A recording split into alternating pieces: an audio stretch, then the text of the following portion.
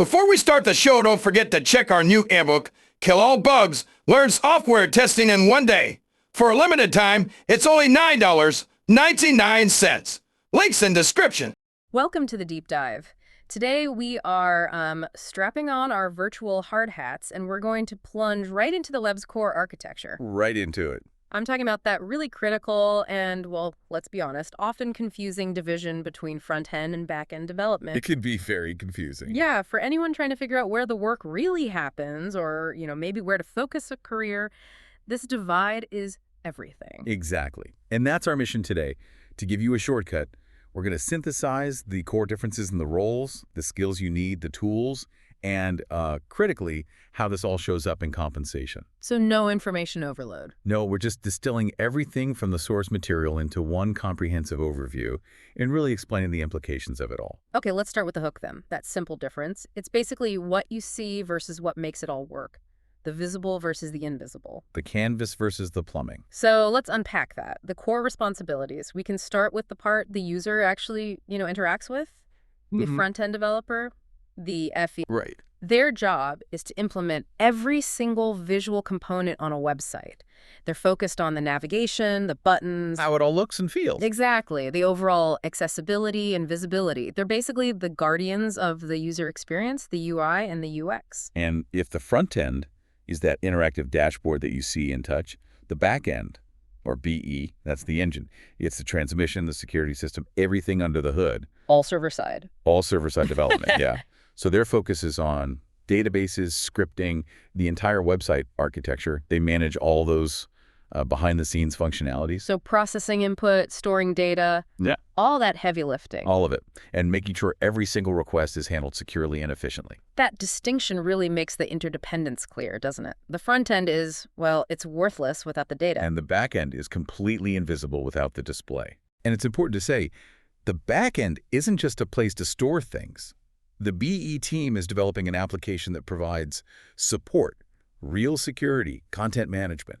It's this infrastructure that lets the FE application even exist in the first place. That constant handshake between the two. That's what defines modern web performance, that constant handshake. Okay, this is where the toolkits seem to just diverge massively, reflecting that client-side versus server-side split. Completely different worlds. So for front-end, the classic foundational languages are still HTML, CSS, and JavaScript. I mean, our listeners know what a style sheet does, so we don't need to dwell on that. But what's changed? The complexity, that's what's changed. For a modern FE developer, that trio is just, the absolute starting point. The new mandatory trinity is all about sophisticated frameworks. You mean like React, Angular, Vue.js? Exactly. We're talking about single-page applications or SPAs. The complexity on the front end has just exploded. These frameworks are now essential to manage the application's state handling all these dynamic data updates without having to reload the page every 2 seconds. Which is what users expect now, that seamless app-like feel. They demand it. So the FE role has become much more about intensive application management, not just, making things look pretty. Okay, so the toolkit got heavier to match the expectations, but then you cross over to the back end and the landscape it seems to explode with options. It really does. I mean, you've got a huge range of server-side languages, PHP, Java, .NET, Python, Ruby, C++, and of course Node.js. Node.js is the interesting one there, right? Because that's JavaScript on the server. It's the fascinating outlier, yes. Yeah. It lets JavaScript, which was traditionally just for the client side, run on the server. So you can have these unified development teams. That rapid list of languages, though, it underscores something important. Right. Back-end development isn't just coding, it's architecture. 100%. And our sources highlight these four distinct pillars that a BE professional has to master. Can you lay those out for us? Absolutely. So first you have databases and cache. Think of this as the system's memory. Okay, so MySQL, MongoDB, Oracle, Redis, all of that. That whole world. And the BE developer isn't just using the database. They are designing the schemas, optimizing the queries for speed. It's deep work. And pillar number 2 would be the actual server. Yes, the server technologies, things like Apache, Junks, ISA servers. And a BE dev really needs to know how to configure and administer these, which often means having strong Linux knowledge. So it's like being a systems administrator and a coder at the same time. What about the communication layer? That's pillar 3, the API. The application programming interface. REST and SOAP services. Exactly. Creating and consuming them. And the API isn't just how they talk to each other. It's the formal contract between the front end and the back end. It dictates the exact format of the data. So it's a formalized agreement that allows them to work independently without breaking everything. Precisely. And that brings us to the fourth pillar, the one people sometimes forget. The logic. The system logic. And, crucially, security. This is where the algorithms are implemented, where authentication and authorization happen. It's about protecting the data before it ever even gets close to the client side. Okay, so let's shift from the tools to the actual goals. The front-end team's main goal is all about user perception. All about it. Making sure the site is accessible, it's fast, and it looks pixel perfect on your phone, your tablet, your desktop, everything. And they're measuring client-side performance in milliseconds, because even a tiny delay means you lose users. Meanwhile, the back-end team's primary goal is completely different. It's about operational stability and data integrity. Right. They're implementing the core application logic, making sure the whole system actually works, especially under a massive load. This means, writing super efficient algorithms, solving these complex system bottlenecks. And that leads us to a really critical structural difference. Okay. Which one of these can actually survive on its own? That is a perfect way to frame it. Front-end development.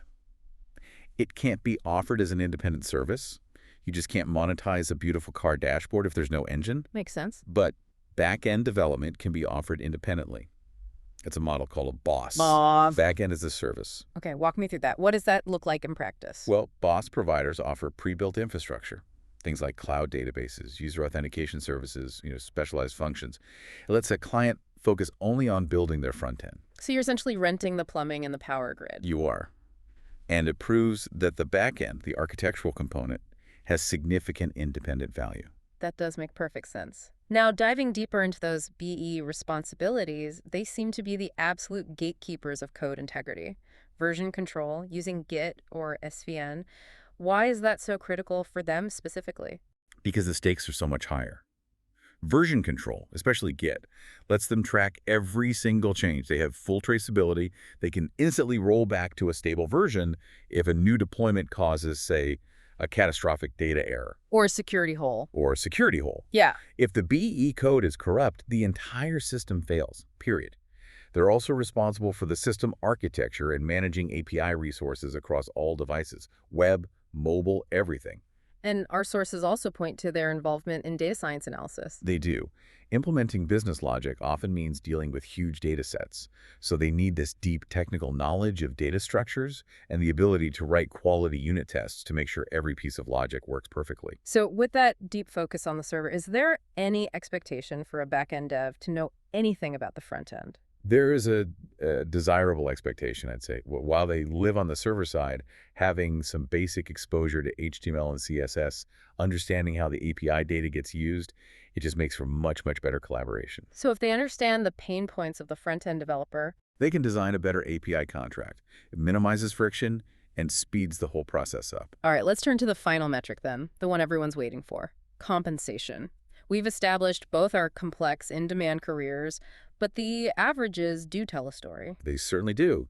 Based on the data, the average salary for a front-end developer is very solid.